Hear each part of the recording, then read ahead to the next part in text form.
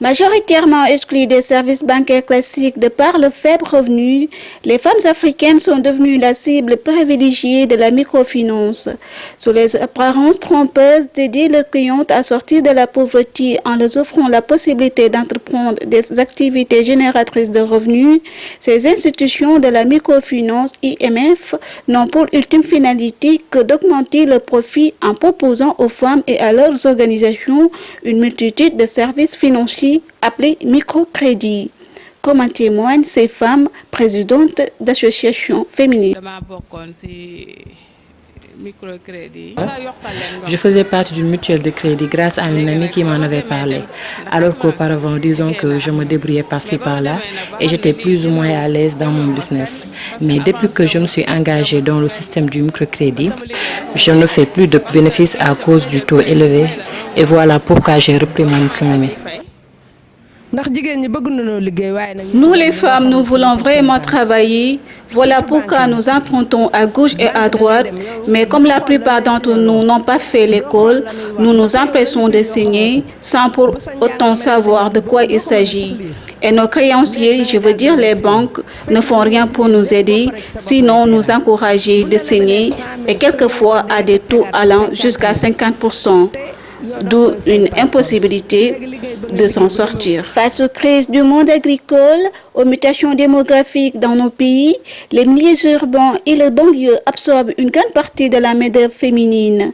Ces femmes se sont d'abord regroupées entre elles pour développer des stratégies de résistance à travers la mise sur pied de tontines, de caisses villageoises, des cotisations, etc. Constatant l'existence de flux financiers importants gérés par ces femmes, les IMF se sont constitués pour capter ces ressources en offrant des services de proximité et un marketing social puissant, cassant cette solidarité et poussant les femmes à contacter des emprunts à taux très élevés allant de 12% à 24%. Les femmes furent ainsi entraînées dans un cycle permanent d'endettement, ne leur permettant à aucun moment de se libérer de la pauvreté ni des dettes. Beaucoup d'entre elles ont perdu leurs biens qui ont été saisis, certaines condamnées par des tribunaux pour dettes non payées. D'autres ont dû quitter leur foyer et même leur pays pour échapper à leurs créanciers. Enfin, au sein du secteur informel et des marchés de nos villes et villages, les usuriers n'hésitent pas à faire des prêts aux travailleuses atteignant des taux faramineux de 50%. Vu la situation, je pense que c'est nous les femmes qui devraient s'unir davantage pour mieux s'entraider les unes les autres. Sinon, ce serait impossible de sortir de cette galère. Donc, il est temps de changer de système et de faire en sorte de mieux s'informer pour ensemble faire face à ces usuriers. Car comme vous le savez, si on accuse du retard, ils n'hésitent pas à confisquer nos garanties sans aucune dignité.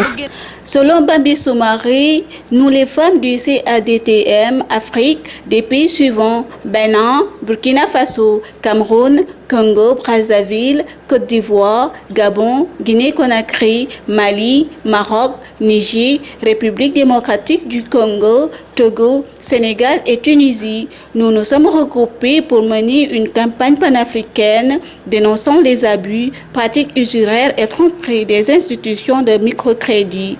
Nous luttons pour l'annulation de ces dettes privées illégitimes, l'audit des pratiques des IMF et la mise en place d'alternatives autogérées par les femmes.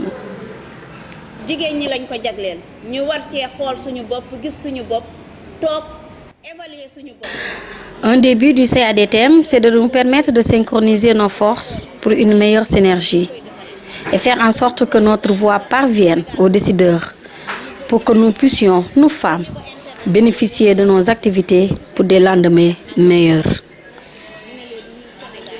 Mener une campagne au niveau africain pour une dignité des femmes face aux mécanismes d'endettement à travers les microcrédits, former les membres de nos organisations et leurs partenaires sur les dettes et microcrédits et aussi dénoncer les abus des IMF.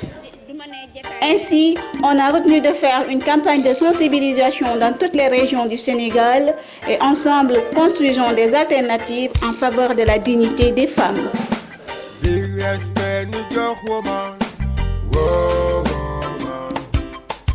Big respect nu jox woman waay wow wow big respect nu jox woman wow wow big respect nu jox woman waay wow wow nu taxaw lu tuut te xool këram ya delloo ko yàlla ko jagleel kër bi lee moo ko yelloo ndax ki gane ci àdduna ku ne jigéen ne sa yaay boo ci jigéen la yàlla jaarale dundu ge woman woman woman big respect nu jox woman wow woman big respect nu jox woman wow woman big respect nu jox woman wow woman big respect nu jox woman wow woman ku xool li mu daj ba lépp jàkk jigéen ñaa ngi mi coono liggéeyu kër gaak sàmm njaboot ga lay boole yoonu tool yaak yoonu marché ba la dëkke ko ñëwante leen war na noo marché seen coono woman woman woman big respect nu jox woman wow